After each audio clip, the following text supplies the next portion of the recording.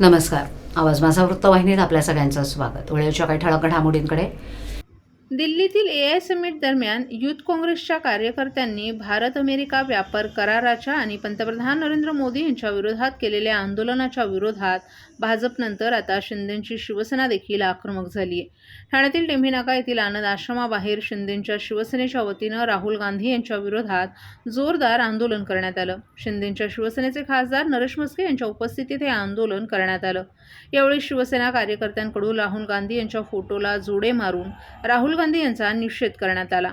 राहुल गांधी आज भिवंडी कोर्टात हजर होत असताना सकाळी ठाण्यात भाजप युवा मोर्चाच्या कार्यकर्त्यांनी देखील राहुल गांधी यांना काळे झेंडे दाखवून आपला निषेध व्यक्त केला होता. राहुल गांधीला माझा एकच सल्ला असेल, आज ते भिवंडीत आलेले, गाड्या आमच्या मेंटल हॉस्पिटलकडे वळवाव्या. त्यांना जे पप्पू म्हटलं जातं, लहान मुलाला पप्पू म्हणतात, तशा पद्धतीने त्यांची मेंटली अवस्था झालेली आहे. सभागृहात सुद्धा तशाच पद्धतीने ते वागत असतात. संसदेमध्ये मला त्यांना एकच सल्ला आहे, एकनाथ शिंदे साहेबांनी आपल्याकरता 2 बेड बुक केलेले आहेत. आपण या खूप चांगली ट्रीटमेंट आम्ही तुम्हाला त्या ठिकाणी देऊ. 10-15 दिवसात आपण खूप चांगले व्हाल, जेणेकरून काँग्रेस पक्ष जो औषधालाही उरलेला नाही तो थोड्याफार प्रमाणात या देशामध्ये करेल. त्या काँग्रेस पक्ष थोडा सुद्धा तरी राहील, नाही तर तो संपूर्ण नायनाट त्याचा होणार आहे. राज्य शासनाच्या पर्यावरण आणि वातावरण बदल विभागामार्फत राबवण्यात आलेल्या माझी वसुंधरा अभियान 5.0 अंतर्गत अमृत गटात 10 लाखांपेक्षा जास्त लोकसंख्या गटात ठाणे महानगरपालिकेला 3रा क्रमांक प्राप्त झालाय. या पुरस्काराचं वितरण सरदार वल्लभभाई पटेल स्टेडियम वरळी येथे राज्याचे मुख्यमंत्री देवेंद्र फडणवीस, उपमुख्यमंत्री एकनाथ शिंदे, सुनेत्रा पवार यांच्या हस्ते वितरित केला जाणार आहे. हा पुरस्कार स्वीकारण्यासाठी महापौर शर्मिला पिंपळकर, महापालिका आयुक्त सौरभ राव उपस्थित राहणार आहेत. या कालावधीत ठाणे महानगरपालिकेनं पर्यावरण संवर्धनासाठी विविध नाविन्यपूर्ण उपक्रम राबवले. भूमी घटकांअंतर्गत झाडांची लागवड, नवीन हरित क्षेत्रांची निर्मिती, हेरिटेज वृक्षांची नोंद आणि सर्वेक्षण, तसंच कचरा व्यवस्थापन आणि प्लास्टिक बंदी मोहीम प्रभावीपणे राबवण्यात आली. जैववैद्यकीय ई-कचरा आणि CND कचऱ्याचं मोठ्या प्रमाणात संकलन आणि पुनर्चक्रीकरण करण्यात आलं. अग्निघटकांतर्गत LED पथदिवे, ई-बस सेवा, eco charging station, solar rooftop आणि सोलार वॉटर हीटर यांसारख्या ऊर्जा बचत उपक्रमांची अंमलबजावणी करण्यात आली. तर आकाश घटकांतर्गत नागरिकांची मोठ्या प्रमाणावर ही प्रतिज्ञा घेतली असून शेकडो जनजागृती कार्यक्रम राबवण्यात आले. या सर्व उपक्रमांच्या आधारे ठाणे महानगरपालिकेनं पर्यावरण संरक्षणात उल्लेखनीय कामगिरी करत राज्यस्तरीय स्पर्धेत 3रा क्रमांक पटकावलाय.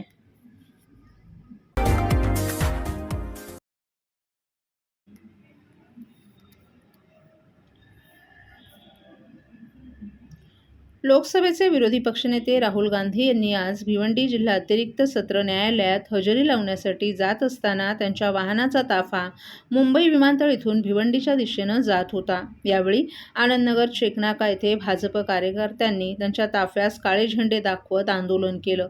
या घटनेमुळे काही काळ परिसरात तणावाचं वातावरण निर्माण झालं होतं. पोलिसांनी तात्काळ परिस्थिती नियंत्रणात आणत ताफा पुढे मार्गस्थ केला. भिवंडी न्यायालयात त्यांच्या विरोधात फिर्यादी राजेश कुंटे यांनी मानहानीचा दावा दाखल केलाय. 2014च्या लोकसभा निवडणुकीदरम्यान सोनाळे गावातील प्रचार सभेत महात्मा गांधी यांच्या हत्येमागे राष्ट्रीय स्वयंसेवक संघाचा हात असल्याचं विधान राहुल गांधी यांनी केल्याचा आरोप आहे. राजेश कुंटे हे राष्ट्रीय स्वयंसेवक संघाचे कार्यकर्ते असल्यानं संघटनेची बदनामी झाल्याचा दावा करत त्यांनी भारतीय दंडसंहिता कलम अन्वये खासगी फिर्याद दाखल केली. या प्रकरणात फिर्यादेची सरतपासणी आणि उलट तपासणी पूर्ण झाली असून तपास अधिकारी सायकर यांचीही सरतपासणी नोंदवण्यात आली आहे. या खटल्यात पूर्वी जामीन देणारे माजी केंद्रीय गृहमंत्री शिवराज चाकूरकर पाटील यांचं निधन झाल्यानं नवीन जामीनदार सादर करणं आवश्यक होतं. काँग्रेसचे प्रदेशाध्यक्ष हर्षवर्धन सपकाळ यांनी जामीन दिला असून न्यायालयानं तो मान्य केलाय. राहुल गांधी यांनी भिवंडी जिल्हा अतिरिक्त सत्र न्यायालयात एका प्रकरणात नवीन जामीनदार सादर करण्यासाठी हजेरी लावली. न्यायालय परिसरात कडेकोट पोलीस बंदोबस्त तैनात करण्यात आला होता. त्यांच्या विरोधात सुरू असलेल्या मानहानी प्रकरणातील न्यायालयीन प्रक्रिया पूर्ण करण्यासाठी ते उपस्थित राहिले होते. त्यांच्या वाहनाचा ताफा मुंबई विमानतळ इथून भिवंडीच्या दिशेनं जात असताना आनंदनगर चेकनाका येथे भाजप कार्यकर्त्यांनी त्यांच्या ताफ्यास काळे झेंडे दाखवत आंदोलन केलं. या घटनेमुळे काही काळ परिसरात तणावाचं वातावरणही निर्माण झालं होतं.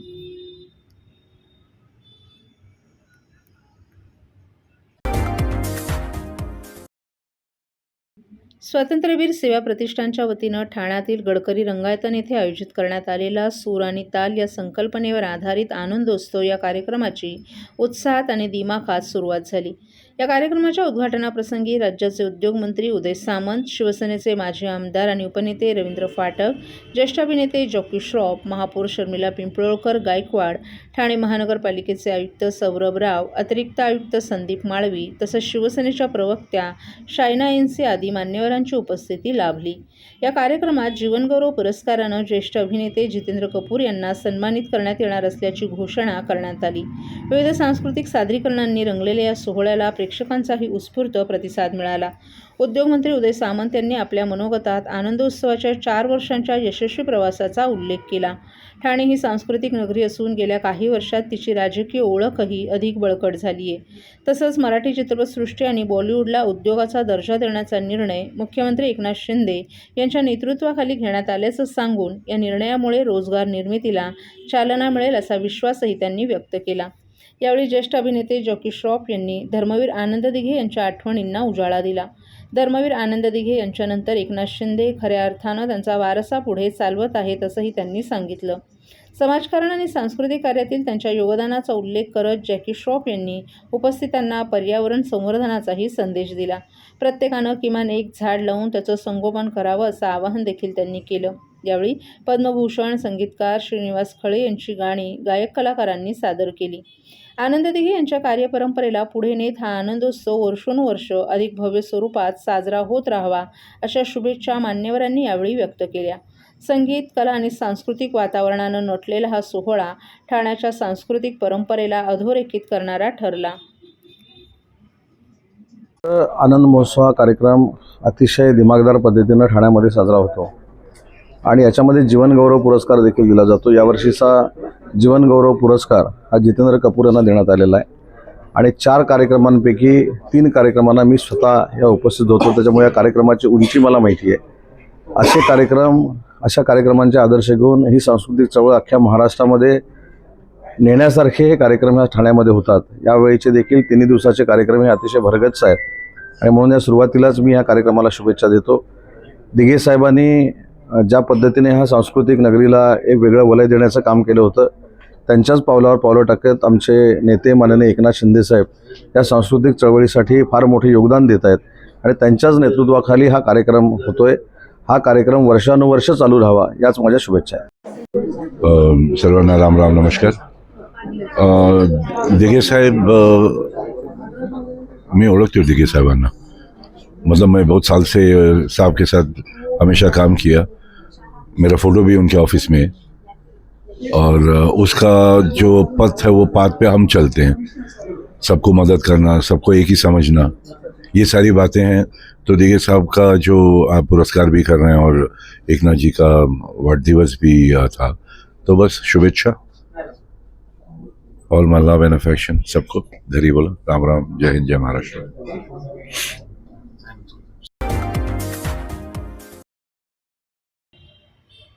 काँग्रेसचे नेते तथा लोकसभेचे विरोधी पक्षनेते राहुल गांधी आज एका प्रकरणाच्या सुनावणीसाठी भिवंडी न्यायालयात हजर होण्यासाठी जात असताना मुलुंड टोलनाका येथे ठाणे भाजप युवा मोर्चाच्या कार्यकर्त्यांनी त्यांना काळे झेंडे दाखवत निषेध व्यक्त केला. या घटनेमुळे काही काळ टोलनाका परिसरात तणावाचं वातावरण निर्माण झालं होतं. राहुल गांधींचा ताफा मुलुंड टोलनाक्यावरून जात असताना काही भाजप युवा मोर्चाच्या कार्यकर्त्यांनी घोषणाबाजी करत काळे झेंडे फडकावले. विशेष म्हणजे या ठिकाणी त्यावेळी पोलिसांचा पुरेसा बंदोबस्त नसल्यानं अनेकांनी आश्चर्य व्यक्त केले. विरोधी पक्षनेते शहरातून जात असताना सुरक्षा व्यवस्था का नव्हती असा प्रश्नही उपस्थित केला जात आहे. दरम्यान या घटनेचा व्हिडिओ समाज माध्यमांवर मोठ्या प्रमाणात व्हायरल झाला असून त्यानंतर भाजप युवा कार्यकर्त्यांवर जोरदार टीका होते. काळे झेंडे दाखवून काळे कारनामे लपवता येत नाहीत अंधभक्तांनो, अशा शब्दात काहींनी संताप व्यक्त केलाय. तसंच इतिहासात पहिल्यांदाच सत्ताधारी पक्षाचे कार्यकर्ते विरोधी पक्षनेत्याला काळे झेंडे दाखवत आहेत म्हणजे उलटगंती सुरू झाली आहे अशा आशयाच्या प्रतिक्रिया देखील सोशल मीडियावर उमटल्यात.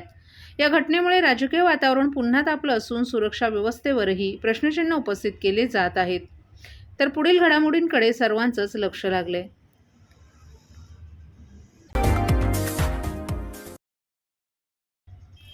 वागळे इस्टेट भागातील यशोधन नगर, सावरकर नगर परिसरात गेले अनेक वर्षांपासून पाण्याची समस्या गंभीर होत चालली आहे.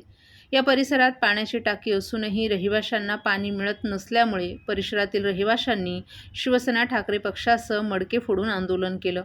पाणी वेळेवर न मिळाल्यास येत्या दिवसात नगरसेवकांच्या कार्यालयांवर तसंच त्यांच्या घरांसमोर मोर्चा काढणार असल्याचा इशारा देखील यावेळी देण्यात आला. वागळे इस्टेट भागातील सावरकर नगर, यशोधन नगर परिसरात मोठ्या संख्येनं म्हाडाच्या वसाहती, 4 मजली इमारती तसंच चाळी आहेत. हजारोंच्या संख्येनं या परिसरात नागरिक वास्तव्यास आहेत. या भागातील रहिवाशांनी गेल्या अनेक वर्षांपासून पाणी टंचाईची समस्या भेडसावते. वेळोवेळी याविषयी तेथील नगरसेवकांना तक्रार केली असतानाही नगरसेवकांकडून केवळ रहिवाशांच्या बैठका घेतल्या जातात. या बैठकीत सावरकर नगर येथील MMRDA मैदानावर नवीन पाण्याची टाकी बांधून देऊ असं आश्वासन दिलं जातं, परंतु प्रत्यक्षात अद्याप टाकीचं काम सुरू झालं नाही असा आरोपही या भागातील रहिवाशांनी केलाय. या रहिवाशांनी आज शिवसेना ठाकरे पक्षाच्या सोबतीनं मडके फोडून आंदोलन केलं. यावेळी शिवसेना ठाकरे गटाच्या प्रमिला भांगे आणि राजू शिरोडकर यांच्यासह इतर कार्यकर्ते, पदाधिकारी तसंच रहिवाशी या आंदोलनात सहभागी झाले होते. यावेळी रहिवाशांनी नगरसेवकांनी रहिवाशांना खोटी आश्वासनं देऊ नका, पाणी द्या, पाणी द्या, सावरकर नगरला पाणी द्या अशा विविध आशयाचे फलक हातात घेऊन घोषणाबाजी केली. तसंच मडके फोडून रहिवाशांनी नगरसेवक आणि ठाणे महापालिकेचाही निषेध केला.